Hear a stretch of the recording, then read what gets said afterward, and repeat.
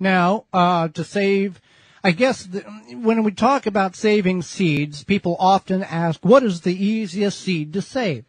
Well, I would say probably beans. Beans. You just let them go. Right. You plant them and let them dry on the pod. We're talking like green beans or yellow pod green beans, like the term green, but yellow edible pod beans or royalty edible pod beans.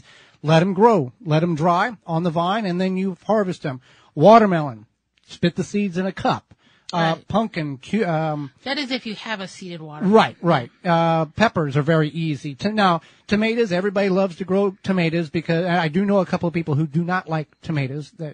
But I'm, You're still friends with them? Yeah. So tomatoes is a different type of seed saving procedure, correct? Yes, correct. So what you're going to do is for the tomatoes seeds, as we all know, they have that gelatinous, slime coating, whatever. And what you're going to do is you're going to take a jar, or you can just take like a glass or whatever, put those seeds in there, and then take some water and just kind of, maybe like an inch of water. It doesn't have to be very deep. Let them sit in that inch of water for a couple days, and it's gonna ferment. You'll be able to smell. You walk past, you can smell that it smells a little fermented. Once it's fermented, then you take a sieve. Well, you want to cover it with something Oh yeah, you probably want to cover it with like a coffee filter and a rubber band or something. Not something that can breathe, not a plastic or a lid or anything like that. You want to, Yeah. So something that can breathe. So like a coffee filter or a paper towel, whatever you got. I know not everybody has coffee filters these days. What's that? Right. So, so then you are going to take, the seeds once they've fermented a little bit, take a fine mesh sieve or strainer or piece of screen, whatever, and you want to rinse them, but you don't want to make sure you something that the seeds aren't going to fall through.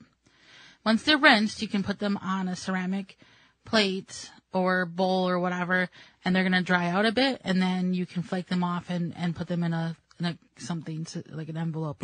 Yeah. Now, nobody can see this, but I'm holding a very important tool in this whole seed saving procedure, and that is a Sharpie, a writing utensil. Right. Because if you start saving more than one type of tomato seed, in even one type, you may forget what type that was.